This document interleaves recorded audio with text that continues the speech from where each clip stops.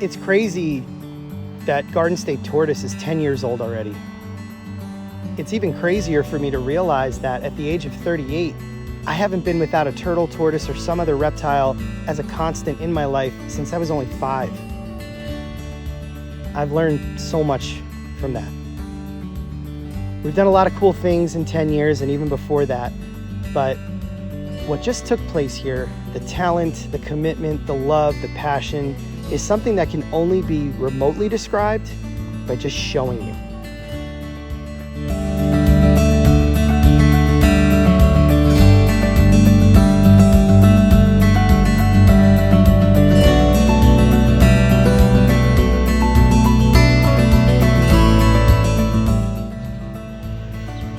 So for 3 days, these amazing people were here completing these 3 builds. And although they were here for 3 days, they really completed the bulk of the work in only a day and a half. It was truly amazing. These guys hit the ground running, worked their butts off to complete some of the most incredible work I've ever seen at a private turtle and tortoise or reptile facility.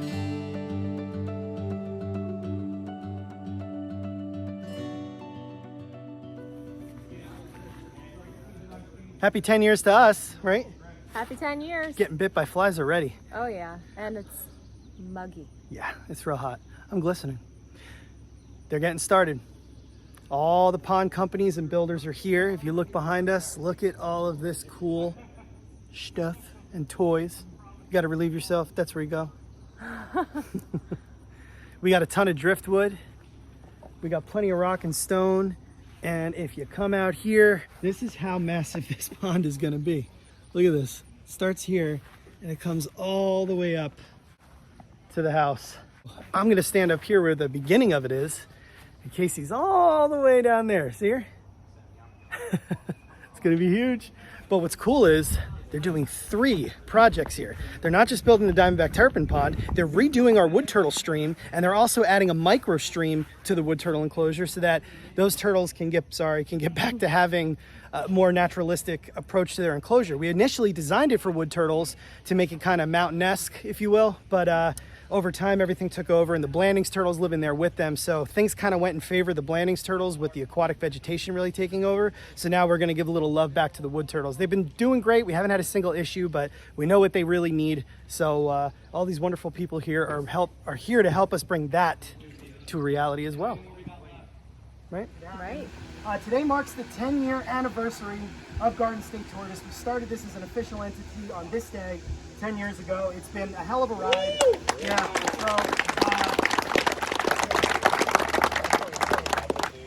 so guys, thanks again for coming out.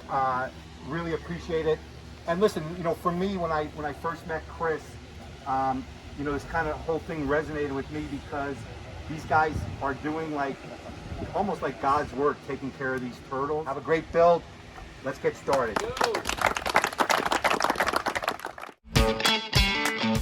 Now, if you've been keeping up with our YouTube channel, then you know that this entire pond build has been months in the making. Tom Smith, who's an incredibly talented man from Garden State Koi, first contacted us over the winter with the idea to donate a pond to our Diamondback Terrapins that cannot go back to the wild. By now, you should know that Casey and I run the Terrapin Conservation Initiative for the state of New Jersey, which helps save the northern Diamondback Terrapins that are native to the state. A lot of them can't go back to the wild for various reasons, and they need a place to live their lives out where they can be as happy and content as possible. But as if this big pond wasn't enough, all of these incredible workers decided to donate 2 more builds to us while they were here. Like I said earlier, our wood turtle enclosure has not really been much of a wood turtle enclosure over the recent years because it's gone more in the favor of Blandings turtles. So these professionals came in and reworked the stream we initially built for them and also added another stream so that the turtles have that rocky, clear water, cool water environment where they can stay safe and happy. As many of you may know, North American wood turtles and Blandings turtles are not the biggest fans of heat, so these cool water areas are going to be really beneficial to them. Still, it was the Diamondback Terrapins that are the true rock stars of this entire event and the main purpose behind this event. So we made sure to teach the builders a little bit about their natural history and just what a Diamondback Terrapin is. These are all adults. This is how small the male stays. This is actually big for an adult male. So they're sexually dimorphic. in that you can tell when they're adults just by looking at the size of them. The females are much larger. They got to carry the eggs. The males don't need to be that way. Teaching everyone about the Northern Diamondback Terrapin, of course, included taking them down to our study sites where we could see the Terrapins in action and what they go through. That's Greg Whitstock, the pond guy, which I'm sure you all know from Aquascape, and he joined us in getting some really cool footage about what Casey does when she's processing these animals and working with them in the field. So we can't tell the area just that we're in New Jersey. It was blistering hot with temperatures well into the 90s and humidity levels upwards of 80%, but that didn't stop anybody. These guys worked sun up to sundown and filmed the entire process, as did we, so you could see just how it works. Now, I'm sure you're noticing the amount of rock and boulder that's going into this enclosure, which is not normally associated with Diamondback Terrapin habitat, but it's used to make this 100% permanent so that nothing ever shifts. And you know what? There are rocks in Diamondback Terrapin habitat, we just often don't see them. One thing it does have, it has a tide. And Ed Ballou, who is Ed the Pond Professor, is right here to tell us how this works. Made out of recycled polypropylene, but when water is getting drawn through it, so we're going to have fast moving water kind of coming in from where the waterfall is at, then we're going to have the pumps are going to be on the opposite side. So what happens is water's going to flow through these aqueducts and it creates like mini micro eddies. So as water goes past the surface, and you see these are not like perfect, like they have little flukes on them. So it actually creates a mixing, and what that does, it actually mixes the water and it allows the sedimentation process to occur. So you kind of have a conglomeration of stuff that builds up down in the bottom. So that's going to help with dissolved oxygen. This is also going to have like a biofilm growing on it as well, so that's going to help with some of your filtration. But this is going to store all of that water that will then get pumped all the way up to the top to kind of recreate that entire cycle. So this basically is going to act as the ocean. So this is that big, large volume of water that's going to create that surge of water going upstream, and then it's going to kind of flush itself out. So it's going to have that really cool action going back and forth on a daily basis. And there's your tide. That's awesome. Unreal. Wow.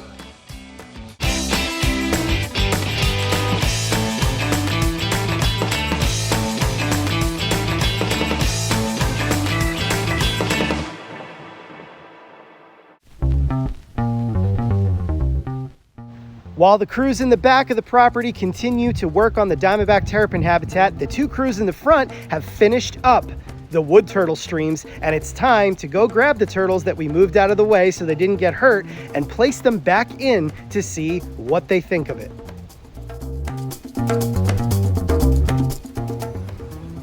So? Ready to let them check out their new stream. We got 4 turtles.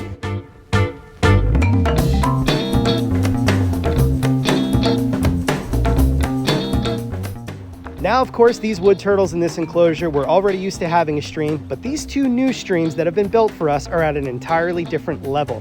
They include various grades of gravel, stone, and small boulder, which are natural elements in a wood turtle habitat, and there's a much better flow to the streams, and they are being filtered and powered by more reliable pumps.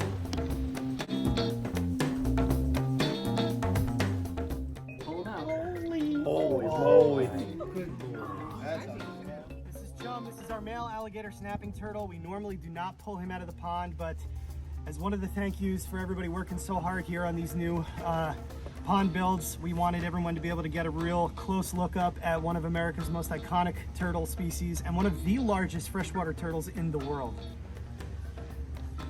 It's also a good opportunity for us to give them a good health check. You know, we don't get to see them much because they are fully aquatic. So the female recently laid eggs. We got to really inspect her, but this is great to see him because the last time we pulled him out of the pond was way early in the spring to make sure that he handled hibernation well.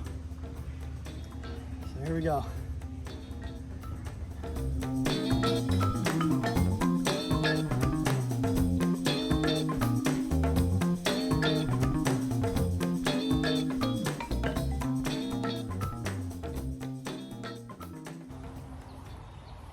It's definitely true that when you're having a good time, time flies. And before we knew it, this entire thing was over and everybody had cleared out. This is by far one of the biggest, most important things that has ever taken place for Garden State Tortoise and throughout my entire career of doing this. There's really no words to describe it. So without further ado, I would like to reveal to you guys the completed aquascape ecosystems right here at Garden State Tortoise.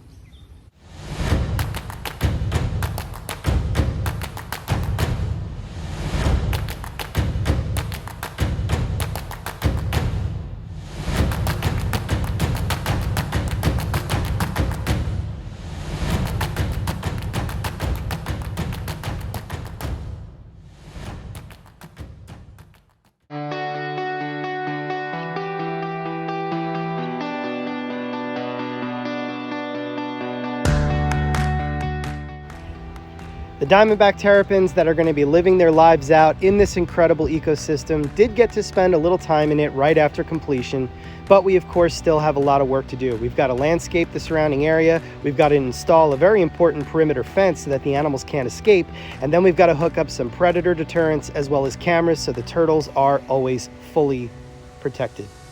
There are no words, and none of this footage can possibly do this pond any justice. It's 5,000 gallons. It's 30 inches deep in most areas, and the reservoir alone is 15,000 gallons. The turtles are going to be spending 24/7 in here, 365 days a year. And as far as brackish water goes, we're going to be adding a little bit of salt to help the turtles with possible fungal infections, but they have been fully acclimated to a life in fresh water and prove to be doing better that way. But they will still have some access to salt various ways because we like to keep the animals as natural as possible. The fresh water goes a long way for us because we're going to be keeping some other turtles in here that were also rescues, like some of the map turtles and Florida red-belly turtles. They're all compatible, they're all basically pond turtles, and they will do well together. The wood turtles are also loving their new streams, and they are inhabiting them the way we want them to. They're swimming in them, they're starting to breed in them, and that crystal clear water and all that rock work is just a spitting image of what they experience in the wild. It's truly amazing to see them climbing in and out of it and just being wood turtles. They love having that cool running water run over them, especially right now with it being so hot and so dry. It's just a blessing for them. They can be wood turtles. Wood turtles come from way up north and all the way over to the Great Lakes region, up into Canada. So you guys know they appreciate that cool weather. In fact, they're very active during the winter, even under ice, which I have shown you in many of our videos in the past.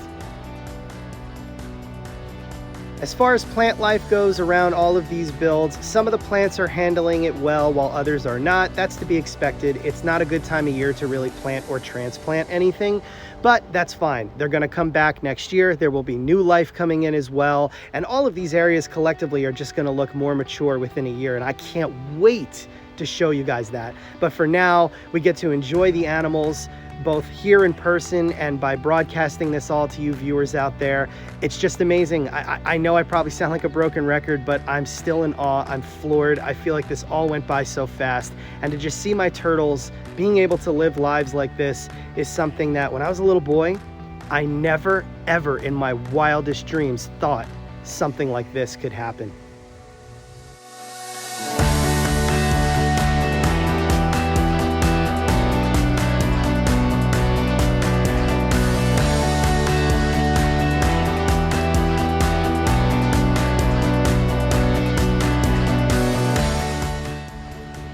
The Diamondback Terrapins are going to get to enjoy a tide, like we said, and that's going to drop the water level about 6 inches. It is noticeable, and it will help to replicate what they experience in the wild, and that's just another really cool feature that we get to give them in trying to give them a naturalistic life. But just take a look at all these incredible things that these builders did by utilizing the driftwood and everything that was at their disposal. They are true artists, and there really is no possible way that I could even thank them. But needless to say, I do want to thank them. So thank you from the bottom of our hearts, Garden State Koi, Decker's Pondscapes, Atlantis Water Gardens, Pond Pros, Greg and Ed and Aquascape, and everyone else that took the time to come here and make this dream come true and give these turtles a real shot at life again.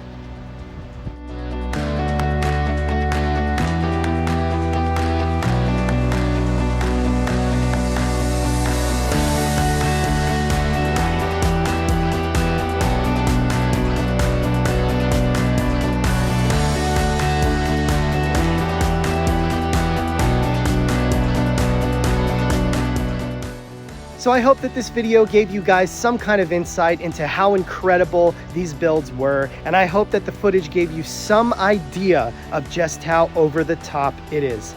As always, please don't forget to subscribe. It helps us out so much. Click that bell icon for notifications. Check out the store right here on our YouTube page at the top. That 10th anniversary shirt is still available. And I and Casey and our family and our turtles will see you in the next video.